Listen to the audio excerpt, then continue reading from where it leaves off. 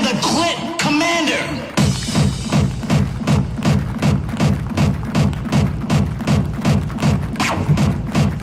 If I go on Jimmy Fallon, I want to say Marty Supreme Christmas Day, on Marty Supreme Christmas Day, Marty Supreme Christmas Day. Hey, Timothy, has anything interesting happened to you in your life the last couple months? Marty Supreme Christmas Day. Like even Tyler is headlining Flognaw.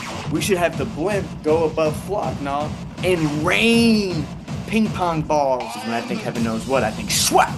When I think good time, Robert Pattinson, SWAT. Marty Supreme mania has been unavoidable these last few weeks. A24's marketing has been so on point, from the surprise New York Film Festival world premiere screening on October 6th to Timothée Chalamet's chronically online promo blitz featuring humorous IG lives, surprise drops announced on his story, and experimental short film teasers. All of it has been building towards exclusive in-person events like showcasing the first 30 minutes of Marty Supreme to the earliest fans to arrive on location, and a full pop-up for the now iconic Namias Marty Supreme windbreaker jacket, which has already been teased by some of the greats and the most iconic figures in their respective fields. At this point, you simply can't avoid hearing about one of the most hyped titles of 2025. The pursuit of greatness is truly fully on display. Welcome to Fantasy Filmball. My name's Dyl, and a few weeks ago I had the opportunity to watch Josh Safdie's brand new film, and now that the embargo has finally lifted, I can finally share my thoughts about Marty Supreme with all of you out there today. But if you're new here, consider dropping a like, a comment, a subscription. Helps the channel continue to grow and keeps you involved with all the awards coverage that we have here. But Josh Safdie, this is a man who dreams big with his title card sequences, and the one from Marty Supreme is no different. This guy has proven with Good Time and Uncut Gems, he knows how to set the tone right and then some. Once again, he creates such a bold and unique and hilarious opening title card drop that just commands your attention, and it belongs alongside some of the best of the year so far. With this new film, Josh Safdie reteams with co-writer and editor Ronald Bronstein, this time without the help or the inclusion of his brother Benny, who showcased his own unique sports biopic earlier this year, but these two come together to bring us an exhilarating brand new film, which follows a young man on the strive for greatness, willing to go to hell and back to achieve his goals. And after all the hype and after all the anticipation, once those credits hit post-screening, you could tell Marty Supreme left its audience so energized. You look around the theater, you look to your left, to your right, in front of you, behind you, people are clamoring and wanting to talk about this movie. Because first things first, Marty Supreme is a hilarious movie, and this is largely thanks to its lead, Timothée Chalamet, who continues to deliver basically any kind of performance you could ever dream out of him. We've seen him play stoic and a divine leader overthrowing an empire in the Dune movies. He can play the lovable sweetheart like in Little Women. He can be a sassy ladies boy in Lady Bird, and he can tear at your heartstrings in Beautiful Boy, and this man can even pull off musical performances and radiate that biopic energy in Wonka and A Complete Unknown. But here in Marty Supreme, this man proves he has humor and comedic timing down pat. Some of the one-liners that he gets to deliver are absolutely killer and has your audience just erupting in laughter. And these jokes come from all different type of angles. We have absurdist humor,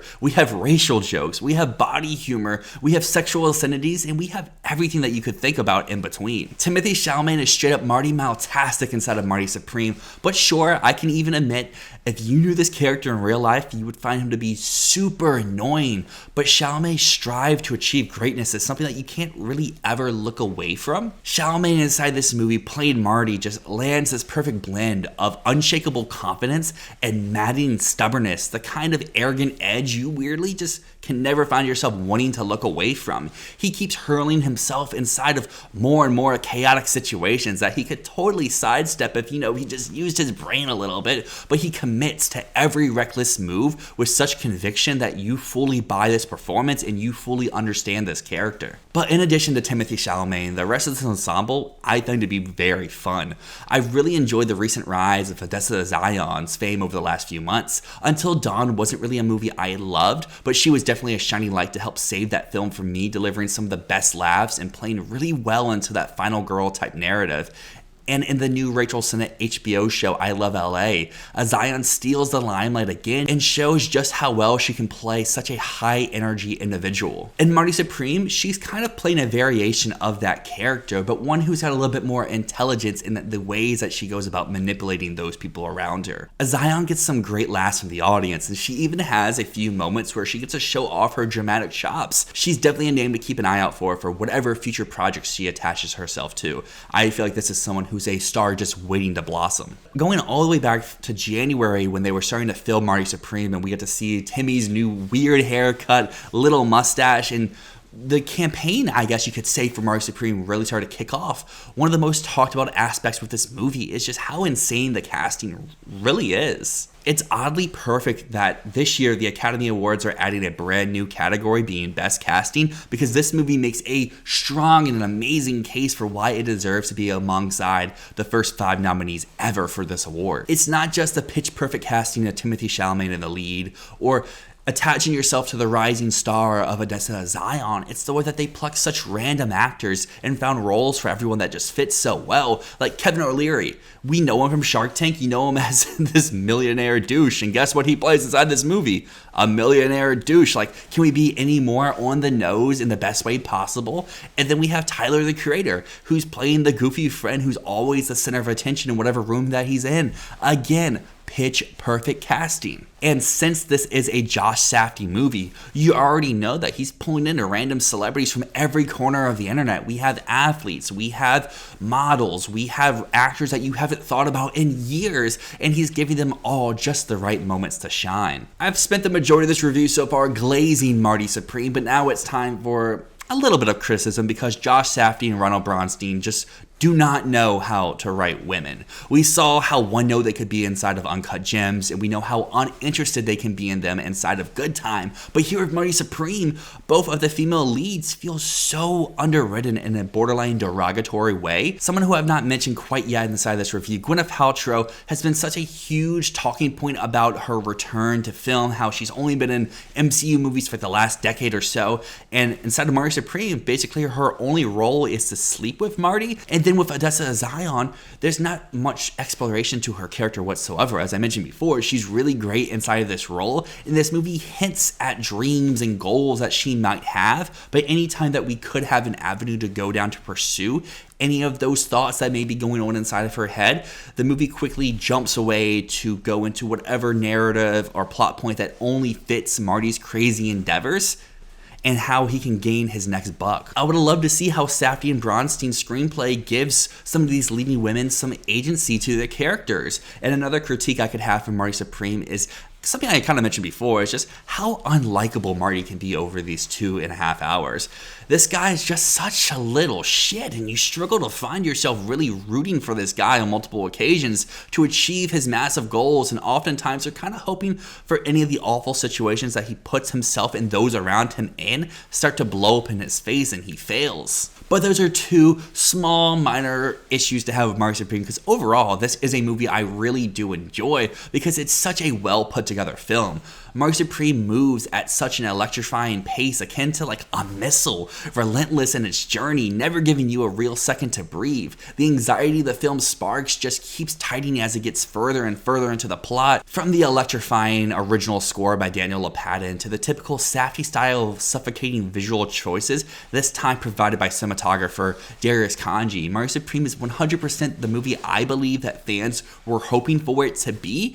It's chaotic, it's hilarious, it's so stressful, and it's absolutely thrilling. However, as I saw with my girlfriend, and I've seen with some other people who have since seen Marty Supreme and its various press ratings so far, it doesn't feel like the type of film to win people over into becoming fans of the Safdie camp. Like, it feels exactly like Uncut Gems, just reskinned a little bit into being a movie about ping pong, starring Timothée Chalamet, who replaces Adam Sandler's degenerate sports gambler. But at the end of the day, Marty Supreme is a hilarious comedy. It's a nerve-inducing panic attack. It's an epic sports saga. And above all else, it's Josh Safdie delivering exactly what his fans crave. A great time at the movie theaters. If you can't tell already, I'm a pretty big fan of Marty Supreme. I think this is one of the best movies of the year, and speaking of that being one of the best movies of the year, and with us being an awards channel, let's talk about some of its Oscar prospects. And throughout the year, this has been one that has spent some time as the projected frontrunner for Best Picture going back to like January and February, but Josh Safdie being someone that people really can get behind, very akin to someone like maybe Sean Baker from last year. But after seeing how the season has has kind of shaken out a little bit, and now after seeing Marty Supreme, the nominations I feel the most assured about, I wouldn't call them locks, but I would say as close to locks as possible, would include Best Picture, especially in a lineup of 10 this year. You can make a case that this could even end up in a top 5 if we were still in a condensed Best Picture lineup. I think Timothée Chalamet is the film's lone chance for a possible win, but I think he makes a great argument here. We've seen the history of his performances over the last decade, how they keep getting more showier, they keep getting more attention grabbing, and as I mentioned before, they're coming from all different angles. I think he had a great case to win last year for Complete Unknown, and here this year for Marty Supreme, he's doing something completely different. Last year it was singing, it was embodying a character that we already know from real life of being Bob Dylan, and this year, while yes, maybe it's based off of a real life person, he's still injecting so much uniqueness and so much of his own personal creative flair inside the character, and as I said before, it's a hilarious performance. Other nominations I feel like are pretty much all but guaranteed would include Original Screenplay, Best Editing, Best Original Score, and Best Casting. So on its worst day, I think Marty Supreme will snag at least 6 Oscar nominations with 1 potential win. Maybe in another season, Original Screenplay, Editing, or Score could contend for a win, but this year, I think like Original Score will be between one of the international films from Neon, as well as Ryan Coogler's Sinners. Editing just feels like it's going to go to the Best Picture winner, whether that's One Battle After Another or Hamnet. And Score, again, feels like it's a battle between One Battle and Sinners. And casting, though, I do see an angle for it to win. However, as I've said a few times already, if One Battle is going to be this Best Picture sweeper, taking so many awards, just like Oppenheimer, just like Everything Everywhere All at Once, and especially just like Anora last year, winning extra categories that you don't really think it needs to win, casting feels perfect for something like One Battle. While Marty Supreme makes a great case for it, I just don't know if it's going to fit the type of narrative I believe this casting category will show in the years going forward. But 6 nominations, that does not seem like enough for Marty Supreme. I feel like it can strive for more. And the next ones I think are in the strong likelihood of possibly getting a nomination in order from most likely to least likely. The first one I think would be Best Cinematography. This branch is very unique. It's very singular. It does not often follow what we would expect from it. Sometimes they may pluck from BAFTA. Sometimes they may pluck from ASC or BSC or even the critics groups. They usually throw in one unique movie. I would definitely say Marty Supreme is in the general top 5 at the moment, but this film or something like Frankenstein, I feel it could be the ones that you could pluck out of your lineup to put in something more obscure and unique that this branch typically has at least one representative for. And the main reason for that is due to the fact that this film is very visually reminiscent of something like Uncut Gems. While we all love the visual style of that movie, it's not the most showy work and the most pretty images, you could say, which I feel like this branch typically does go for. They like their pretty images more than their technical elements, because the way that they use long frames and the tight running close-ups and the way that they film some of these ping pong moments are very showy, but that's only like half of the movie. The other half of the movie is kind of tight shots and close-ups and not as dynamically flare-inducent as some of the other nominees potentially in this category. I would also throw in Best Production Design in that conversation as well. It's Jack Fisk. He's an Academy favorite. However, this year, production design is pretty stacked, and of Marty Supreme is not one of the top 5 movies at the end of the season. It's something that's in that like 6 to 8 type range. Production design is something I could see you take away for, and you could plug in something like Sinners, like Avatar, Fire and Ash. And the other potential nomination I want to mention in this category is Best Director for Josh Safdie. This is one I feel like a lot of people out there are saying is a shoo-in, but for me, this whole competition of director this year is overtly stacked. We have Paul Thomas Anderson, we have Chloe Zhao, they're locked. Then we have our international Neon contenders. We have Joachim Trier, Park Chan-wook, Jafar Panahi. Right there, you could make a lineup of 5, while personally I don't think all 3 Neon directors will get in. I think they have a great campaign to get at least 2 of them in. So let's say, theoretically, we boot out Park Chan-wook at the moment. Now we have an open 5th slot. But there's Ryan Coogler for Sinners. There's been so much conversation around his direction all season long. I get the comparisons to something like Barbie or Dune Part 2. I get those comparisons, but I would say Coogler's much more akin to someone like Jordan Peele or George Miller or even Christopher Nolan for Dunkirk, that there's so much going on behind the camera, whether it's due to the filming format or just the artistic uniqueness behind the project, that I think could propel him up into our 5. And that's not even mentioning someone like Guillermo del Toro for Frankenstein. He's got the Netflix money behind him. It's Guillermo, we know people love him. We know the Academy adores him. So I feel like those three men are all competing for a spot, in addition to the three international neon contenders. And then we have our two locks. So it's like, who's going to fit, who's going to not? And I would say you throw in two neon and you pick one of the other three of the directors. And at this moment, I would have Coogler, but I would also have Guillermo currently above Josh Safdie. And then let's go out to some longer shots for potential nominations. And here I only have two inside this category. I have best costumes. It is a period piece at the end of the day. This cool jacket is not a part of the movie, but the costume work is pretty good. It's just, again, kind of like production design. It's a pretty stacked category this year. And I think that Marty in both of these categories is fighting for the fifth slot. But I would say if it's going to get one of these over the other, more likely it would get production design than costume design. And the last possibility I do want to mention here is over in the best supporting actress category, and this is one I feel there's going to be a lot of butting head over which performance is getting more of the push or more of the buzz, because all season long it seemed like Gwyneth Paltrow was the push. She had news articles written about her all season long, and then we've seen the movie now, and I would say most people feel more akin to me that her character kind of is just there. As I mentioned before, it's not the most well-written character. She really has one or two purposes inside of the movie, and she has about 4 or 5 scenes overall, while Odessa Zion is much more present throughout the entire runtime and a lot more impactful to the core story that's being told, as well as she has more comedic moments, she has more dramatic moments, and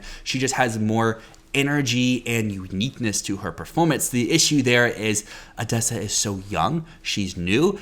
To a lot of people, it's the first time they are seeing her on the big screen. So can she overcome that in a category that's already so skewing? So what I think is going to happen is Odessa will get a lot of the critics' mentions, and I think that she will get some of the early major televised awards, but then it may switch over to Paltrow, maybe something like SAG or BAFTA, and at the end of the day, I kind of think neither of them will get the eventual Oscar nomination, but I do currently have them both in my outside looking in over at the Academy Awards. With all that being said, my current nomination tally for Marty Supreme would include a Best Picture, a potential win for Timothée Chalamet over in Lead Actor, as well as Original Screenplay, Editing, Score, Casting, Cinematography, Production Design, SHWAT, 8 nominations, Marty Supreme. It's coming big. Timmy, take us away. If I go on Jimmy Fallon, I want to say Marty Supreme Christmas Day. Marty Supreme Christmas Day. Marty Supreme Christmas Day. Hey, Timothy, has anything interesting happened to you in your life the last couple months? Marty Supreme Christmas Day. As Timmy just said, Marty Supreme Christmas Day. Theaters nationwide. You don't want to miss it. I would give this movie a very, very strong 8 out of 10.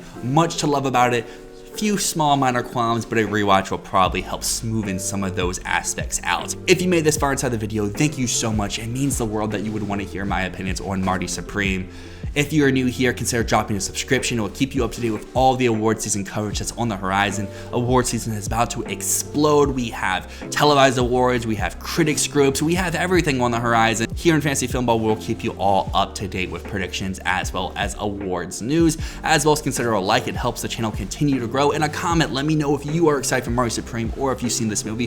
What did you think about it? As well as what are your current Oscar prospects for Marty pre-release? But until next time, my name's Dyl. This has been Fantasy Filmball. Schwat.